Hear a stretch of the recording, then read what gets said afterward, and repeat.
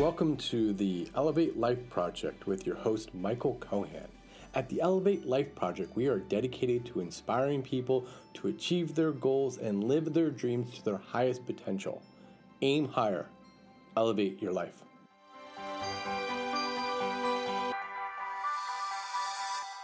Hello, everyone. Hope all is well. It's another episode of the Elevate Life Project.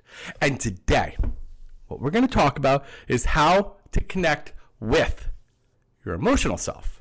But before we get started, as always, looking to gain a little direction in work and life, take my 3-minute quiz to discover your true purpose by visiting elevatelifeproject.com/purpose.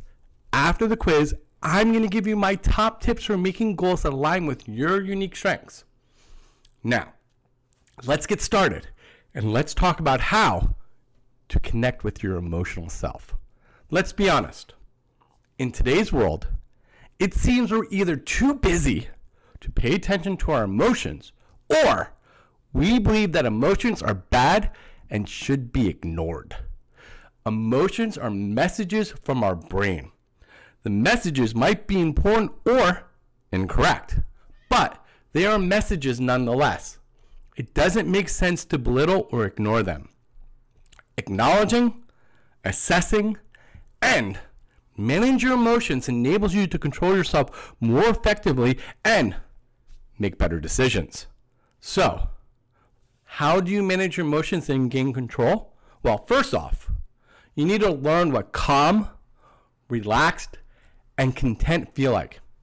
In order to have a full appreciation of your emotions, it's necessary to know what good feels like. Putting yourself into a relaxed and content state at least once a day gives you a baseline to work from. This can be accomplished via meditation or a relaxing audio program, but fully relax each day for at least a moment. Next, and importantly, you need to acknowledge your feelings. Some people just plow through their day paying little attention to their emotions. However, this can be a mistake. When your emotion state drifts from a relaxed, content state, notice it and give it your attention. Focusing on your feelings and naming them is ultimately a connection of body and mind. Identifying the location of the emotion and describing the sensations. Where do you feel the emotion in your body? In your stomach? In your chest? In your head? Jaw? How does it feel? Do you feel queasy, hollow, pressure? How would you describe it to another person? What would you name the emotion? And how do you label it affects you? For example, don't intense excitement and fear feel quite similar? Once you do that, you need to accept the emotion. You can't fight it. You'll always lose. However, you don't have to react to it. Just sit with it and be accepting to it. Remember, emotions are just a feeling in your body. You wouldn't allow a stubbed toe or a scrape on your arm to change your course of action.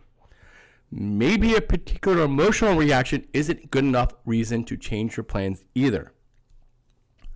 We do this by neutralizing any lingering negative emotions. Most negative emotions will pass just by acknowledging them and staying with them.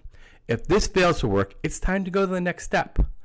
Focus on the location of the emotion and relax that part of your body. Imagine a tube going into that energy and the pressure being released. Just let it out. It might take a few minutes, but you should experience quick relief from the majority of the emotion. The same process can be used to neutralize positive emotions that are luring you into doing something you shouldn't do. Eating an unhealthy food is a great example. That feeling you get when you imagine eating your favorite unhealthy food is the type of emotion.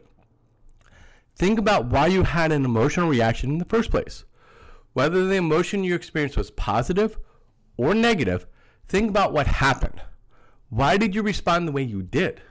What does that tell you about yourself? If the emotion was negative, is the situation that caused it something that you need to work on? If you had allowed yourself to be influenced by the emotion, would the outcome have been positive or negative? How well do you know yourself? How well do you manage your emotions? Do you allow your emotions to lead you into making poor decisions? Connecting with your emotional self is worth your time and effort. Consider how many poor decisions you've made in the past against your better judgment. Your emotions are to blame. Change your future by learning to acknowledge and manage your emotional state. And remember to aim higher and elevate your life.